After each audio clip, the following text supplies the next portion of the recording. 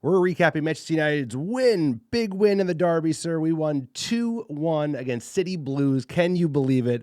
A huge comeback from behind victory for United. We went down in the first half, came back in the second half. Ruben Amorim, he wasn't resting on his laurels, changing things up. Big omissions from the squad as well. And Amad Diallo. It was his day, sir. He was the difference maker for Manchester United. He won the penalty. Bruno converted. And then, getting their heads, sir, getting those City Blue heads. They're in a slide. We're taking advantage of that slide. And Amad gets the late winner. Limbs everywhere, sir. Huge win for Ruben Amorim, for the lads. Winning is back on the menu. It was a victory that I think they deserved. It could have gone either way for sure. Weren't really great in that first half, but I think we shut down City and we showed up when we needed to, and the big players stepped up. Big up for Amad Diallo. He's earning that new contract, sir. How we doing? How we feeling? Hey, anytime you win a derby, especially with a new manager, first trip away to the Etihad, and we get them. And they're hurting, and they needed that. That at 1-0, that was a huge win if they could have clinched it. They bottled it. We stomped on them. 1-15. Everybody knows it. Pep Guardiola, you're a bum. The new man, Ruben Amorim, he's in town. And oh, by the way, he snubbed 2 bluffers. I hate to admit it. We always thought Rashford was one of them, but Garnacho, my boy, he's young, but they got checked and won a big game. And so to me, it's more about it's Amorim's team. He's setting the tone. Like the new era's here, and he's stomping out the bluffers, and I love that. Let's see if it takes root. But that was a big call by him. He deserves it. And to get Pep's scalp at the Etihad when they're like dying for a win, like he's almost in sackable form right now. Like Pep Guardiola is in like sackable form with this squad, and they bottled it. They literally bottled it. They did what we did. Set piece goal. What a riot. There should have been another penalty in there for United. I thought we actually looked like we were playing football there for a few minutes. Like we could control the game. Harry Maguire shot doing pass protection on Holland in the box. Like he was just literally pass pro, like North Jersey football, baby. Like that was great to see. What a day. It's all about the vibes. And this is a huge one for Ruben Amorim. Huge. It's a huge one for Ruben. It's a huge one for the squad. I think you're absolutely right. The combination of making a statement, leaving out 2 very high-profile players, both of them will get another chance, especially the young one that you mentioned. I hope he learns from this. I think he will. And then to go out there and lose Mount early, what a shame that is. Sad to see him get injured once again.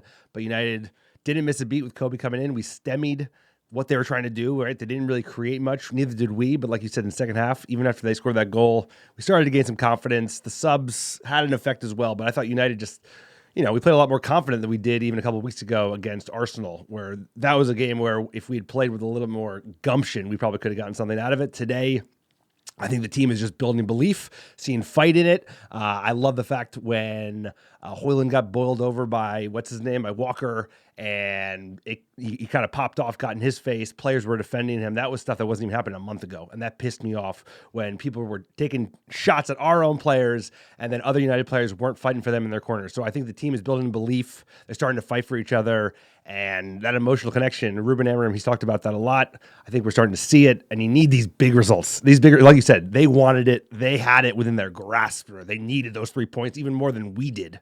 And we went out and we snatched them in a late United fashion.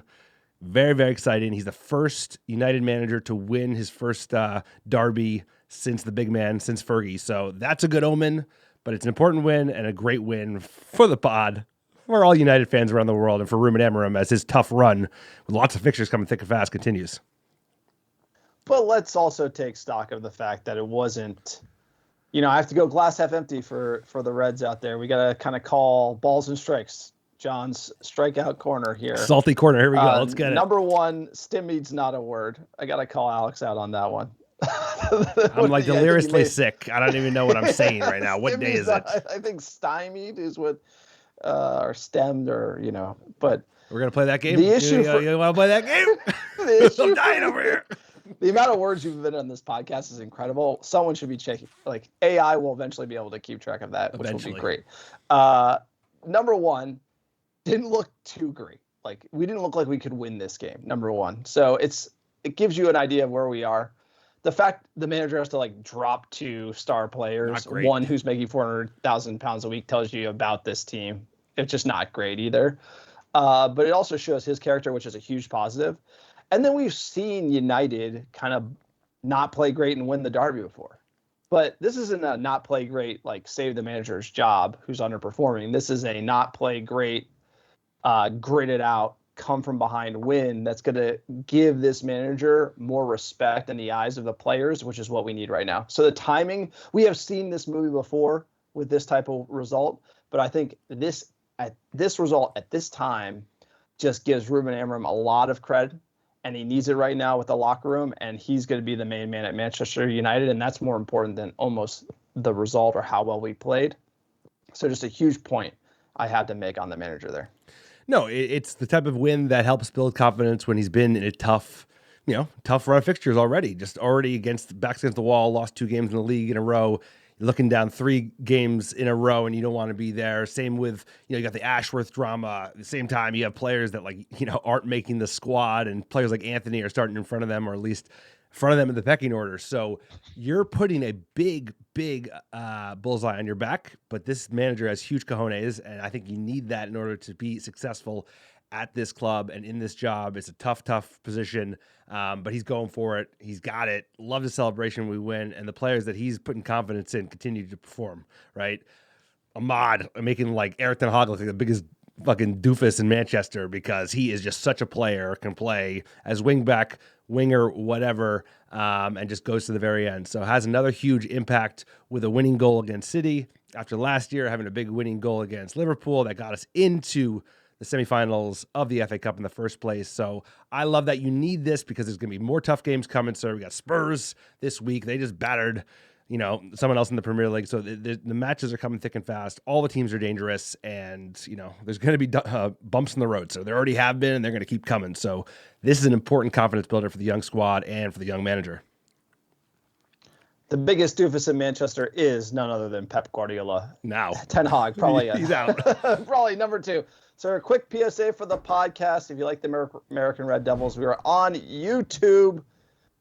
Check out our channel, American Red Devils. Just search it in there. Like, subscribe. I think we're at 970 subscribers. We need to get to 1,000. If you're listening on Spotify or iTunes, go over to YouTube. Drop us a sub. Let's get to 1,000 for Christmas, sir. That's all I want for Christmas is 1,000 subs on our YouTube channel. Please check it out. Also, check out our Patreon page, patreon.com/American Red Devils. You want extra podcasts every single month? Sign up. We have over 100 Patreon subscribers. Shout out to them. They are the real MVPs of this pod. Help make everything we do possible. Check it out, patreon.com/American Red Devils. Also check out our store. We have great merch. Trucker hats, scarves, hoodies, everything that you need for the winter. We also got amazing beanies too. Check it out, AmericanDevils.store. Also check out our website, AmericanDevils.com. Sir, tell them about iTunes reviews. iTunes reviews and 5-star reviews, the American Devils podcast. Wherever you listen, it's a great way to support the pod. It helps us get found organically by other top Muppets like yourself, and we're still giving away free merch. All you have to do is write a 5-star review on iTunes or Spotify and send a screenshot of that review to AmericanDevils@gmail.com with your mailing address, and I'll personally pick, pack, and ship some free ARD gear, send it right to your door anywhere in the world. I just sent out a big shipment all around the world, so we got fans everywhere. Unbelievable. We appreciate the support. Keep the support coming. And even when, we're sick, sir. I'm sick in the bunker, making us do it at remote. I didn't want to, get you and your crew, whatever I have. So for the record, I was going to come, and then there was vomiting in your household. That's kind of that's when we went remote. So like cold, like give me a break. I got plenty of colds in my house. Like the vomiting, I'm good. Give me a break. This is like, I have a cold. Wake up, my son just ukes all over me. And I was like, we did get a win. So we got a win. Let's get into some primetime football.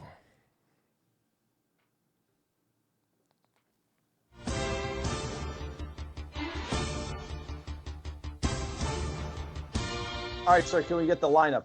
Let's get the lineup. We're getting to that. You're excited lineup. About the music here. Sir, who isn't excited about it? Let's get into that lineup.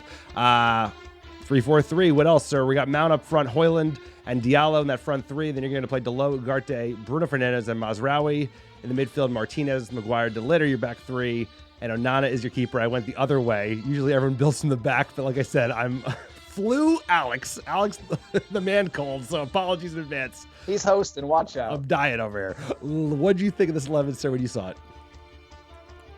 I like it. Bruno Ugarte in the 2. That's the way to go. Mason Money Mount, get in there. Heartbroken that Mount went down. I think he's a good player, but best ability is availability. 100%, sir. No, the big news was, of course, Garnacho and Rashford being left out of the squad altogether. I was excited to see Bruno and Mount continue to play together. That was such a bummer to see him go down injured. Good lad. His is not a thing about like not eating enough meat pies. Like he's just on the bad luck train at the moment. Maguire with a big opportunity to step up, and I like Ugarte and Bruno together. So what's not to like, sir? Let's get into that game. It was a cagey half of football. United not offering a ton going forward, sir, but they did limit City as well. So like we mentioned, in the 14th minute, there was that sub as Mason Mount went off injured for Kobe Mainu. And it wasn't much going until the 36th minute when City found the vulnerability that is Manchester United on set pieces. Let's get into it. Gundogan, De Bruyne, and the header finds the net resoundingly from the scalp of Joško Guardiola, sir, this guy, John knows him well from the elevator in Berlin. But yeah, you hate this. You hate to see it. United conceding off a set piece when they did pretty well to kind of shut down City in open play, but the low, once again, shouldn't be beat. United losing 1-0. I mean, United making him look way too physical. Like, I could take him. Like I said, I had him up in the elevator. Take him.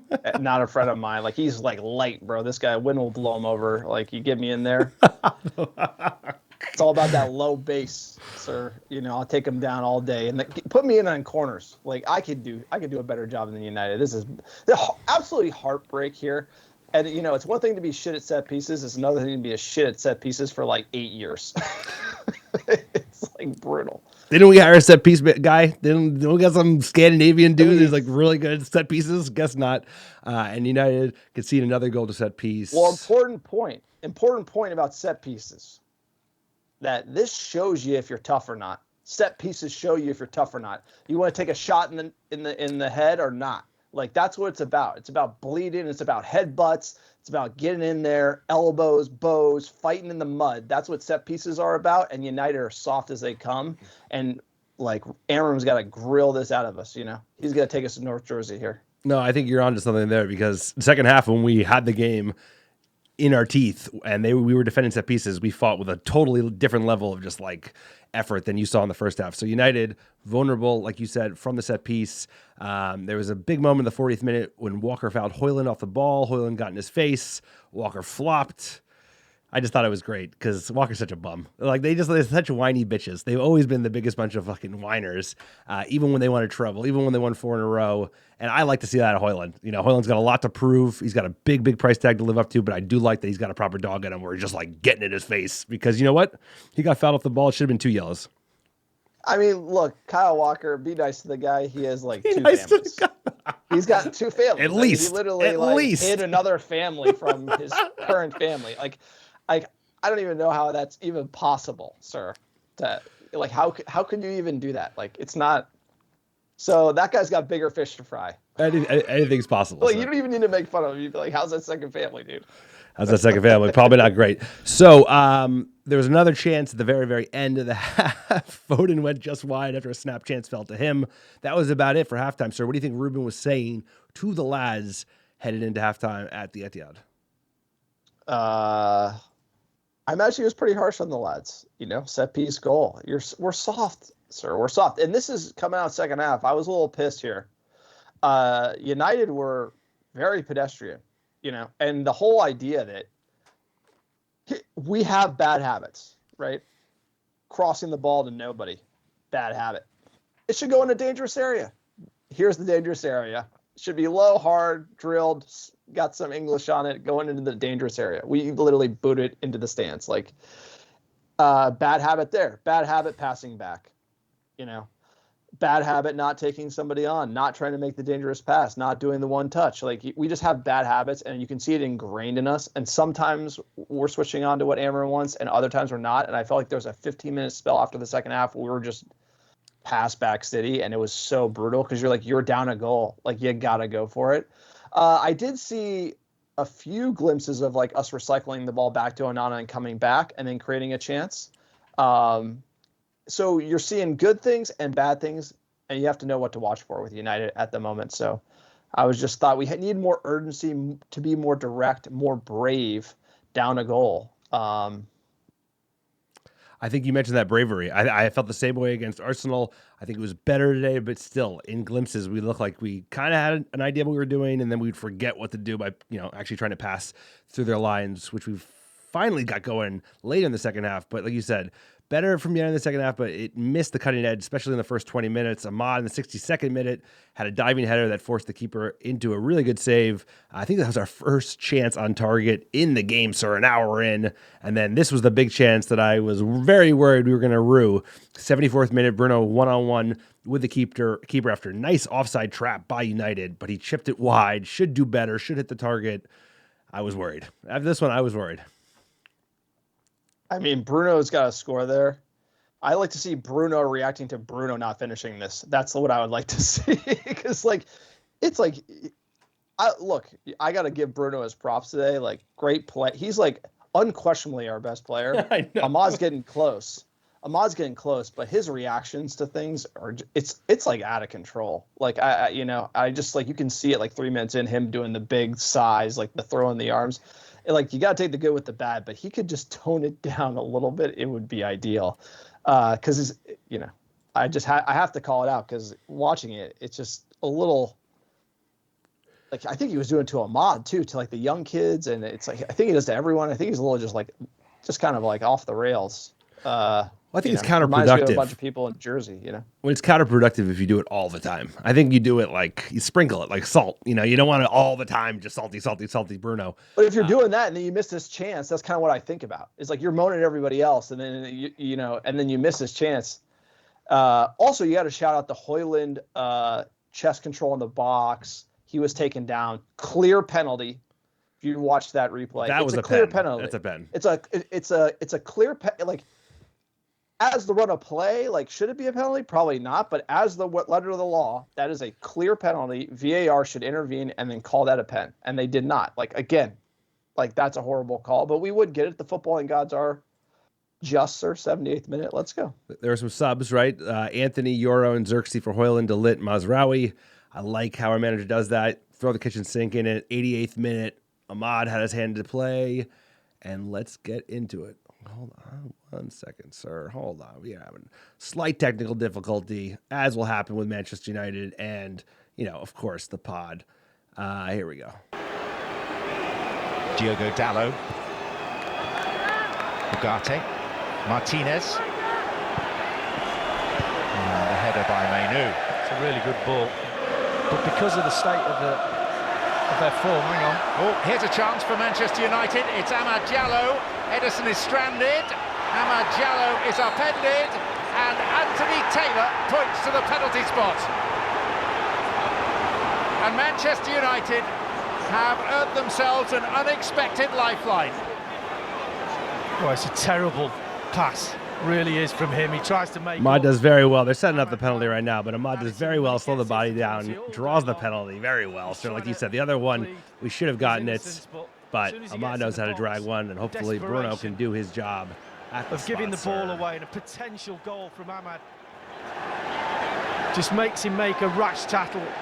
You might say he's got to do something, and Ederson might well save the penalty, but it was just panic stations. The heat of the derby, the tail end of it. Bruno Fernandes with a deep breath, and parity for Manchester United. Ooh, love that Sully, sir. You're onto something there about how would he react. But great goal, great penalty, well won from Amad Diallo, taking advantage of a mistake like we did last time. We won 2-1 against City in a big game. We needed to take advantage of a mistake. So well done from Amad to draw the penalty, and well done from Bruno Fernandes to convert that penalty for the tying goal. No, it's huge. And also, like, Bruno hitting the penalty, that's like big time pressure, big moment. Big players come through. Bruno's a big player, and he does it. I would like the captain of Manchester United just run in the goal and grab the ball like we're gonna win the game instead of celebrating, and then his teammates have to remind him that we need to go win the game. But like I said, you gotta take the good with the bad. He's not a perfect player, sir. I hate to say it. He's got so much salt. But the player with all the Raz, the player that had all the magic today was Amad Diallo, sir. He wasn't done yet. It was the 90th minute. Let's get into this action, sir. I'd love to see it. This will be 1-1 in 11 games for Manchester City. And it could get worse still, because this is Amad, and he's round the keeper, and he's tucked it in! And we've got an amazing turnaround in the Manchester derby. Because City, in front of their scarcely believing supporters. Scarcely believing supporters. I'll tell you what, scarce is a great way to put their supporters. That's a great way to categorize it, sir. I don't know what I could say about this young lad, sir. Amad Diallo, unbelievable player. Unbelievable player when we signed him, when we did way back when, to be the eventual right winger of this team. And now he's been here, 4 years, and he's having his moments, sir. 2024 is his breakout year, that huge goal against Liverpool, and he's been terrific. He was terrific even before they fired the last guy, and especially since Ruben Amorim's come in. So it's a great winner. A little bit of luck as well to go through your boy's legs, but I was limbs. I was, I'm sick as a dog over here, but I was going nuts. I love these late winners, sir. Against City, you can't beat it. No, this is an all-time derby goal. It's up there with RVP free kick, Rooney bicycle. I mean, if you really look at this finish and the timing of it and the fact it was a winner away, it's incredible. Amad he's arrived. He has arrived, and he, like I said, Bruno is holding on to that title, best player on the team, but I would say Amad is knocking. He's knocking right now. And to have that caliber of player is, that's a reason to sack your manager. You're going to find new gems that were just like, for some reason, Anthony is just starting over this kid every game. And, then you're going to find new bluffers too. It's just like new managers come with new 11s and you find new players, and man, Amad has shined. I mean, what would he get sold for right now? Like I said, 80 million, 100 million.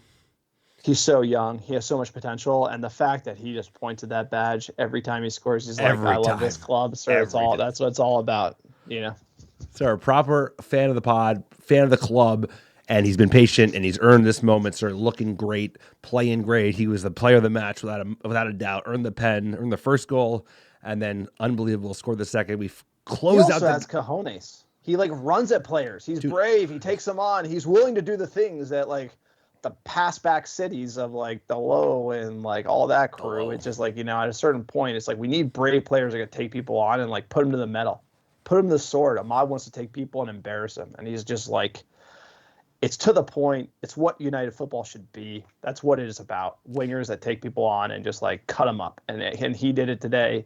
He deserves all the praise. So excited he's part of this team. No, 100%. He deserves his flowers, and he has that. He's just a naturally gifted footballer. He's both-footed, great balance, and like you said, he's afraid of no man. He just runs at everybody. We close out the game, 91st minute sub, Lindelof on for Amad, and that was all she wrote, sir. United win 2-1 against City. Stats, basically even Steven, sir. City with 10 shots, 3 on target. Same for United, 10 shots, 3 on target. City edged us slightly on possession. They had 52% of the ball to our 48. Passes about even, which is rare playing a City side, especially for United. Somehow we had 14 fouls and they had 5. They're a dirty fucking team, bro. I'll never stop saying that. They are a dirty team. But let's forget what these two numbies got to say. Let's hear what the poet, Ruben Amorim's got to say, sir. Let's hear from the manager. Over the course of the 90 minutes, you probably deserve to win. I think so. It's hard to say now, and I'm a coach of Manchester United. But I think we did a great job. We controlled very well Manchester City. We didn't allow much. Of course, we don't create so much either, but it was a divided game. But we believe it a lot. different from Arsenal. We controlled the game of Arsenal first in the first half, but I didn't feel that belief. And today I felt it. That I think that was the key point to change the game. Neil? Ruben, you made a very bold call leaving Marcus and Alejandro out the squad altogether. Could I ask why that was? It's important to say why. It was not a disciplinary thing. Next week, next game, new life.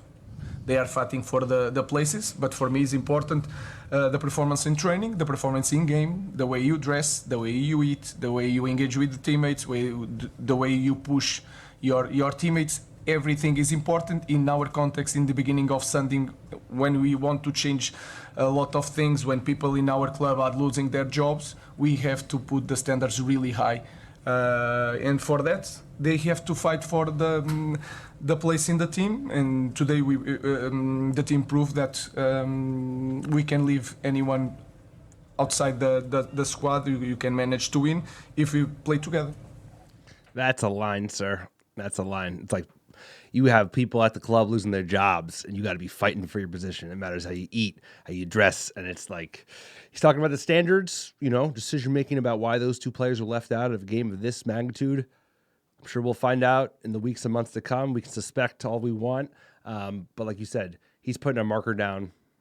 He's not messing around. Ruben Amorim, sir, he's the real deal. He means business. No, he's the boss man. And he's the boss man for a reason.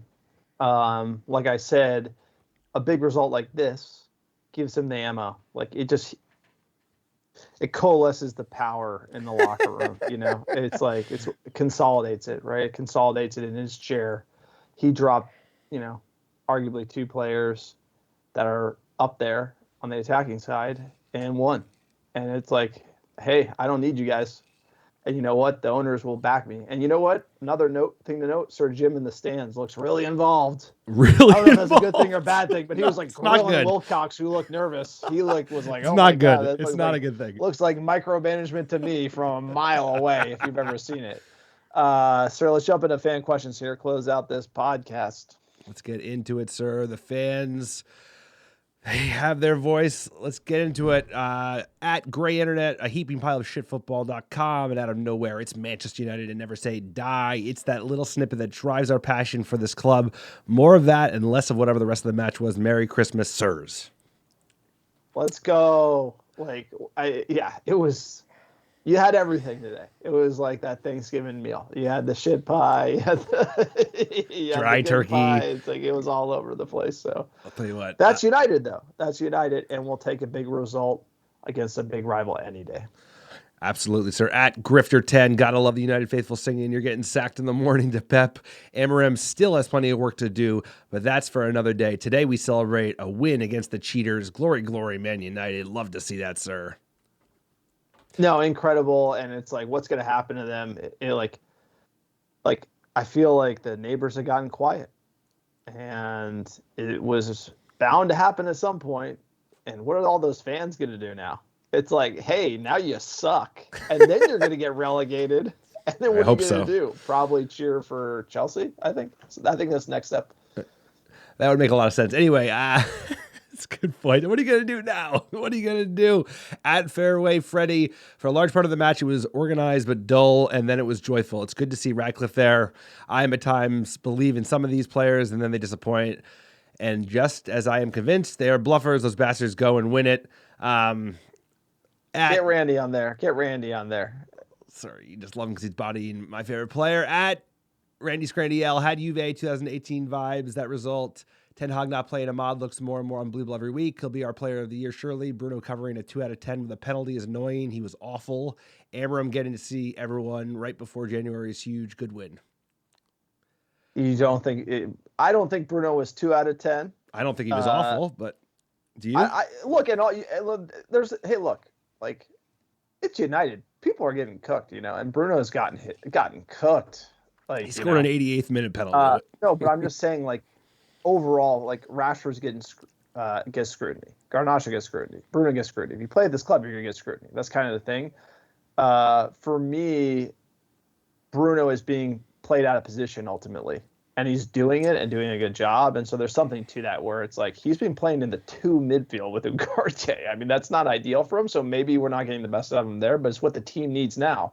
I bet you we sign a different player for next year, and then Bruno can play in the 3, and we might see him play better. So there is some argument there about kind of you have to give him a break because he's not playing up front, not playing his natural role. Because for Portugal, he looks like a different player. He looks lights out for Portugal. And he always plays where he should play, right? But at United, you have to make that sacrifice. And I know what we look like when he's not on the pitch, sir. And I don't like seeing that. I've seen enough of that back in the day. I mean, like, We're he was right to terrible sub at him.